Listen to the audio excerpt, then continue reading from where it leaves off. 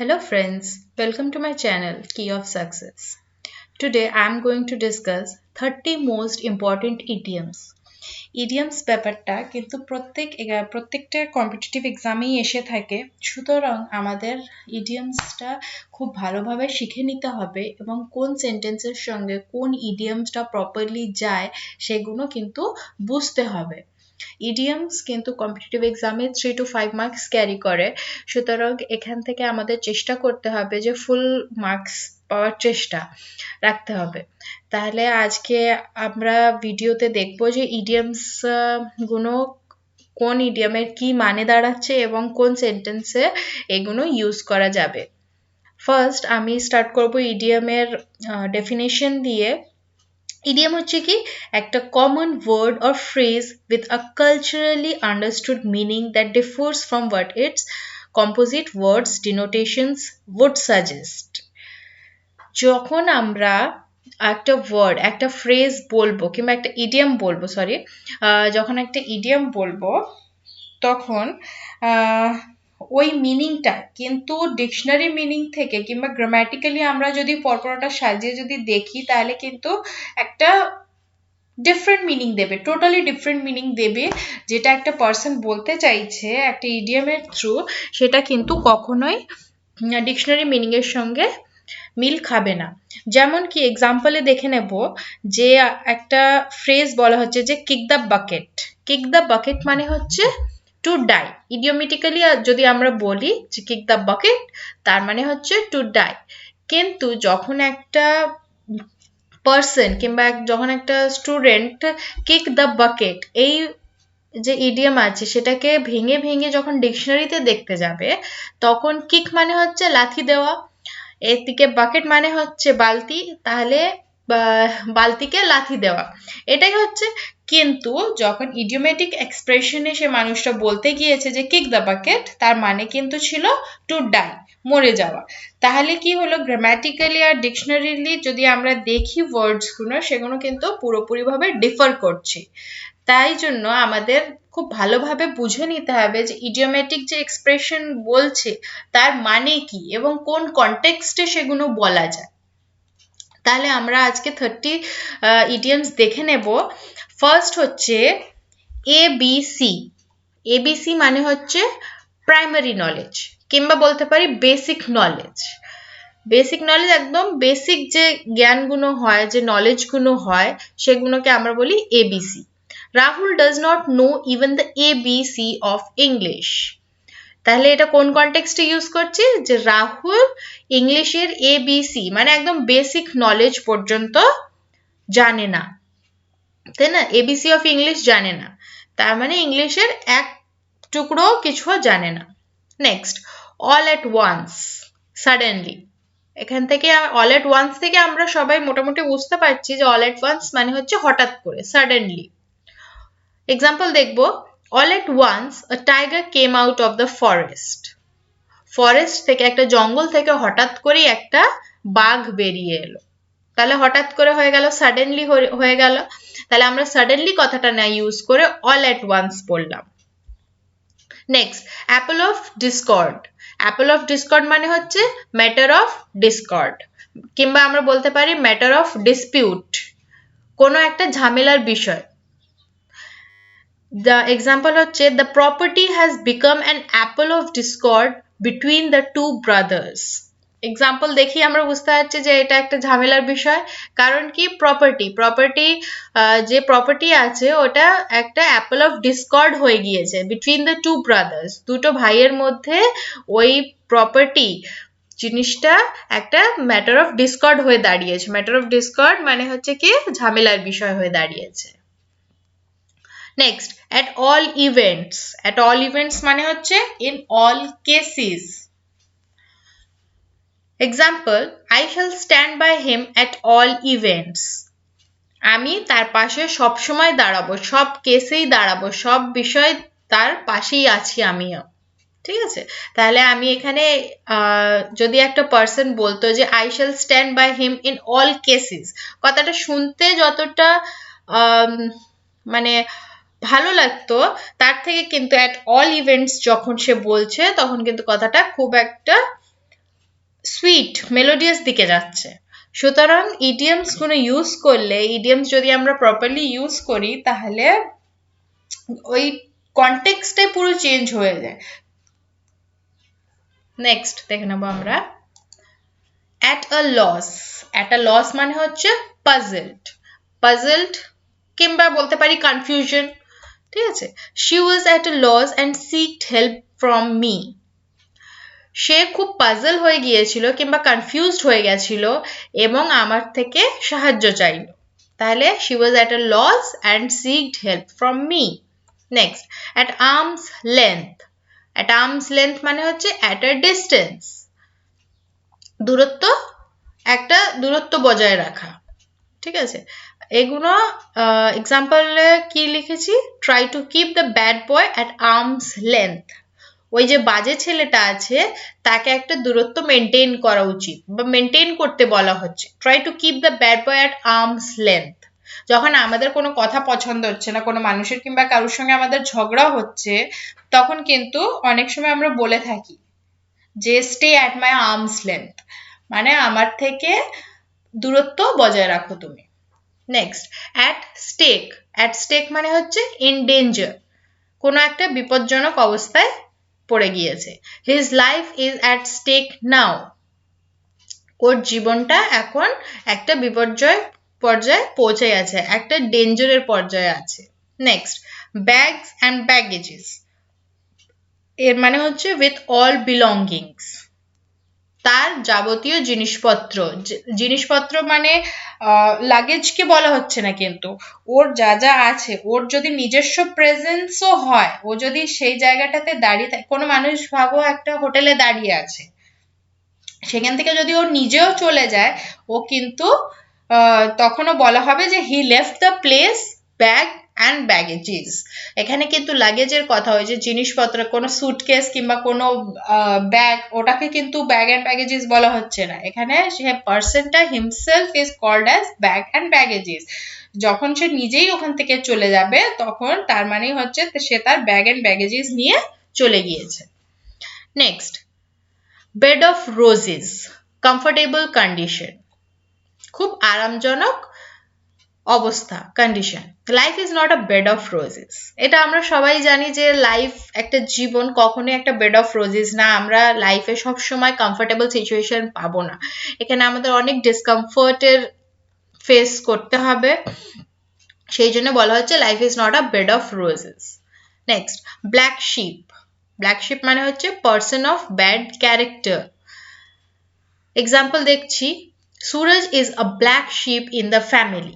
সুরজ হচ্ছে একটা black sheep ওই ফ্যামিলির মধ্যে বাদবাকি সব মানুষগুলো কিন্তু ক্যারেক্টার ওয়াইজ ভালো, কিন্তু অনলি সুরজ সেই ফ্যামিলির একটা ব্ল্যাক শিপ হয়ে দাঁড়িয়েছে। ব্ল্যাক শিপ মানে হচ্ছে ব্যাড ক্যারেক্টার, ওর ক্যারেক্টারটা ভালো না, বাজে ক্যারেক্টার। তাহলে এখানে আমরা যদি বলতাম যে Suraj is a person of bad character in the family, কথাটা কেমন একটা বাজে লাগতো, সাউন্ড ওয়াইজ শুনতে ভালো লাগতো না। সেই জন্য এখানে যখন আমরা বলছি যে Suraj is a black sheep in the family, কথাটা কিন্তু আমরা খুব একটা ইডিওমেটিক ওয়েতে, খুব একটা এক্সপ্রেশন ওয়াইজ আমরা কিন্তু বলে দিলাম, কিন্তু শুনতে খুব একটা নেগেটিভ লাগেনি, কিন্তু আমাদের আসল কথাটা, আসল মেসেজটা পৌঁছে গেছে। Next beat black and blue মানে হচ্ছে বিট সিভিয়ারলি, খুবই ডেঞ্জারাসলি কাউকে বিট করা মানে মারা, ঠিক আছে।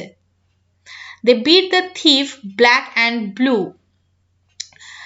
তারা ওই চোরটাকে এমন পিটিয়েছে যে সে ব্ল্যাক অ্যান্ড ব্লু। এখানে ইডিওমেটিকলি আমরা বললাম যে they beat the thief black and blue, তারা ওই থিফটাকে খুব জোরে পিটিয়েছে। বার্ডস অফ আ ফেদার মানে হচ্ছে পার্সনস অফ সিমিলার নেচার, যে মানুষগুলোর একদম সেম নেচার হয়, সেম স্বভাব হয়, তাকে বলা হয় বার্ডস অফ আ ফেদার। তাহলে এখানে এক্সাম্পলে দেখছি, birds of a feather flock together. Birds of a feather মানে হচ্ছে যে মানুষগুলো কিংবা যে পশু পাখি, যে কোনো একটা গ্রুপ যাদের একদম সেম স্বভাব, তারা একসঙ্গে দল বেঁধে আছে কিংবা উড়ে যাচ্ছে, ঠিক আছে। এটা হচ্ছে বার্ডস অফ আ ফেদার মানে। নেক্সট দেখবো birds eye view. Birds eye view মানে হচ্ছে ওভারঅল আইডিয়া। কোনো একটা সিচুয়েশনের আমরা ওভারঅল আইডিয়া নিয়ে নিলাম, কিংবা ওভারঅলি একটা ওখান থেকে কনক্লুশন এক্সক্লুড করে নিলাম। এক্সাম্পলে দেখবো Namrata took a birds eye of the flood stricken area from an aeroplane. Namrata কি করলো, একটা ফ্লাড যেখানে এসছে, ফ্লাড স্ট্রিকেন এরিয়াতে ওর যে পরিবেশ, ওখানে যে কি কি অবস্থায় মানুষজন আছে সেগুলোকে একটা বার্ড আই ভিউ নিল, ওভারঅল আইডিয়া নিল। কোথা থেকে বসে? অ্যারোপ্লেনে বসে ওভারঅল আইডিয়া নিয়ে নিল। Next bookworm, one who always reads books only. আমরা এই কথাটা প্রায় আমরা ম্যাক্সিমাম জনই ইউজ করে থাকি যে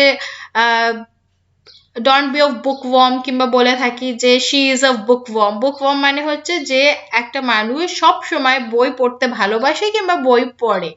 তাহলে এখানে এক্সাম্পলে কি বলা হচ্ছে? Don't be O বুকওয়ার্ম।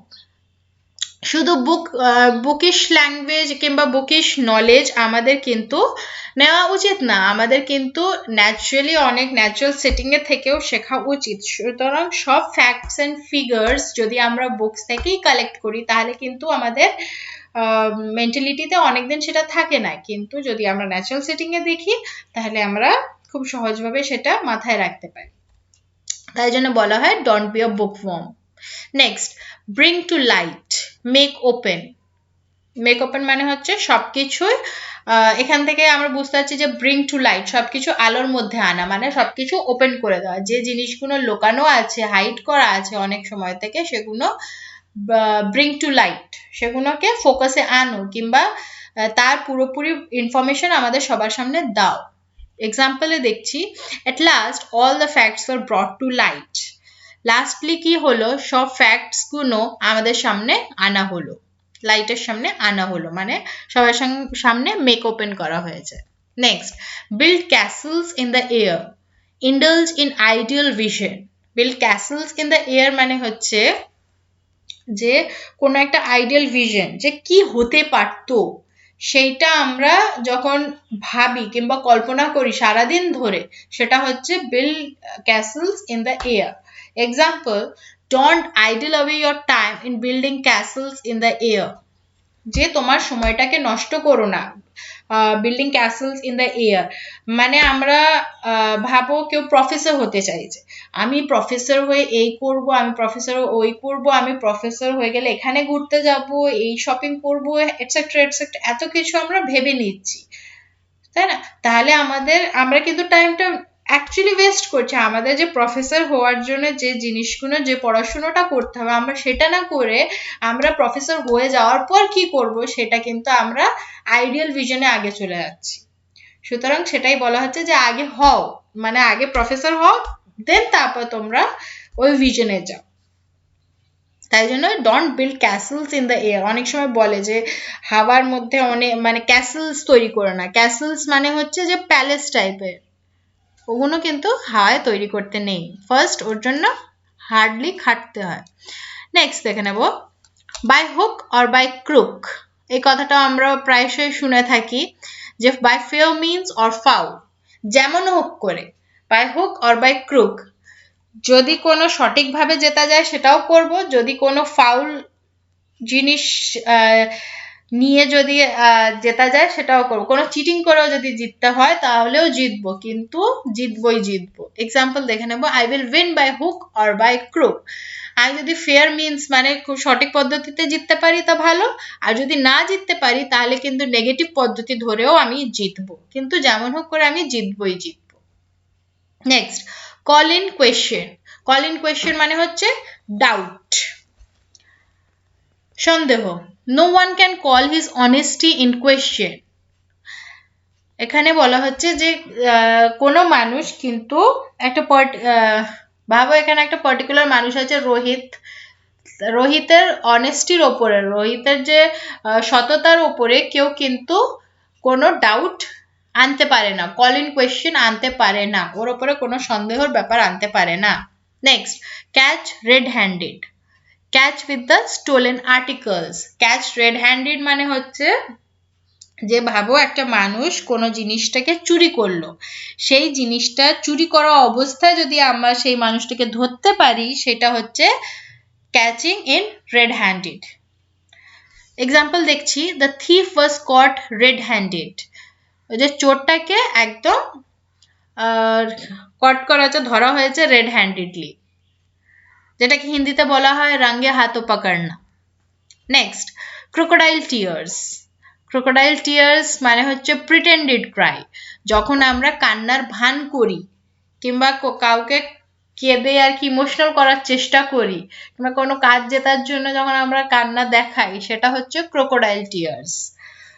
Example, he shed crocodile tears at our misery, যখন আমাদের বিপদ ঘটে গেছে সে নিজের ক্রোকোডাইল টিয়ার্স দেখালো, তার কিন্তু কান্না পায়নি, কিন্তু সে তা হলেও তা সত্ত্বেও কান্না দেখিয়েছে, মানে প্রিটেন্ড করেছে, ভান করেছে।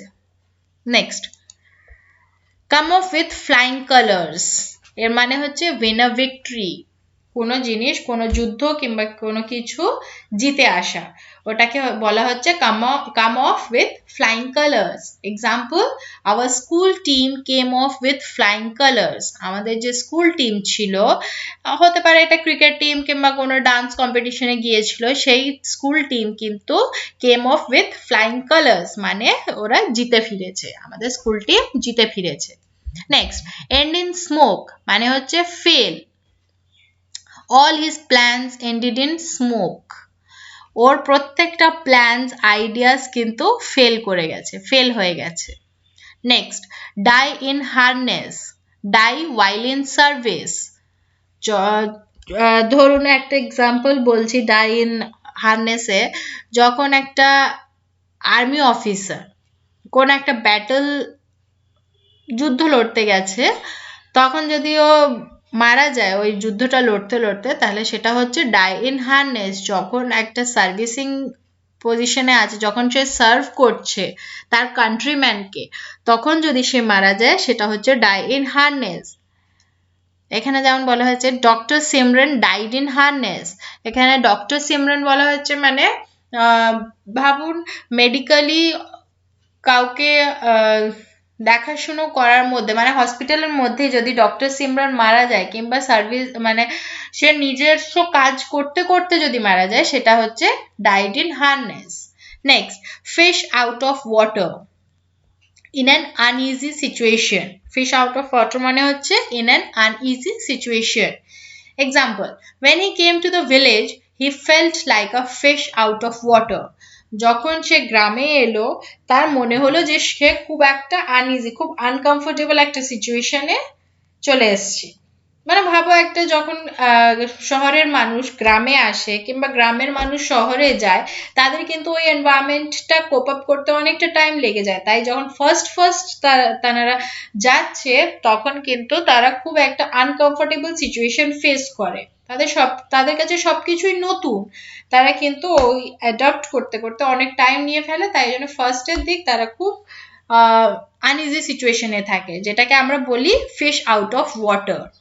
Next, from A to Z, আমরা এটা বলেই থাকি যে এ থেকে জেড, এ টু জেড তোমাদের সবকিছু পড়তে হবে, এই কথাটা আমরা কিন্তু প্রায় সবার মুখেই শুনে থাকি, স্পেশালি টিচার্সদের মুখে এটা শুনে থাকি যে এ টু জেড আমাদের এগুলো লিখতে হবে, পড়তে হবে। তাহলে এখান থেকে আমরা বুঝতে পারছি যে from the beginning to the end, starting থেকে নিয়ে একদম এন্ড পর্যন্ত আমাদের সবকিছু দেখতে হবে। যেমন example, Rohit statement is true from A to Z, Rohit যে স্টেটমেন্ট দিয়েছে, রোহিত যে কথাটা বলেছে সেটা একদম সঠিক, is true from A to Z, starting থেকে এন্ডিং পর্যন্ত ও যা যা বলেছে সবকিছুই সঠিক। Next, hard nut to crack মানে হচ্ছে a difficult problem. Example, the property problem between the two brothers is really a hard nut to crack, যে প্রপার্টি প্রবলেম আছে দুই ভাইয়ের মধ্যে সেটা একটা খুবই ডিফিকাল্ট প্রবলেম, এখানে তাই জন্য বলা হয়েছে hard nut to crack. Next, heart and soul with all energy, heart and soul মানে হচ্ছে with all energy, try heart and soul and you will succeed, তুমি তোমার আপ্রাণ চেষ্টা করো এবং তুমি তারপর সাকসিড করবেই, সাকসেসফুল হবে। Next hush money, hush money মানে হচ্ছে ব্রাইব মানি, ঘুষ দেওয়া। He offered a hush money to suppress the murder, murder কেসটাকে সাপ্রেস করে দেওয়ার জন্য সে অফার করেছে কি হাশ মানি কিংবা ঘুষ অফার করেছে বলতে পারি, ব্রাইব মানি। নেক্সট দেখবো hue and cry, a noise. Hue and cry মানে হচ্ছে a noise. The villagers raised a hue and cry to see the thief. কোন একটা গ্রামে চোর ঢুকেছে, সে চোরটা যখন ধরা খেয়েছে তখন গ্রামের মানুষজন কি করছে, হিউ অ্যান্ড ক্রাই করছে। হিউ অ্যান্ড ক্রাই মানে হচ্ছে নয়েজ ক্রিয়েট করছে, ভীষণ চিৎকার করছে, নয়েজ ক্রিয়েট করেছে। কি করার জন্য? থিফটাকে দেখার জন্য, চোরটাকে দেখার জন্য।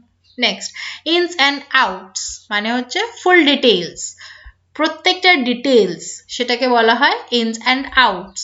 I know the ins and outs of the matter, আমি এই বিষয়ের প্রত্যেকটা ডিটেইলস, পুরো ডিটেইলস জানি, সেই ক্ষেত্রে বলা হয় যে I know the ins and outs of the matter.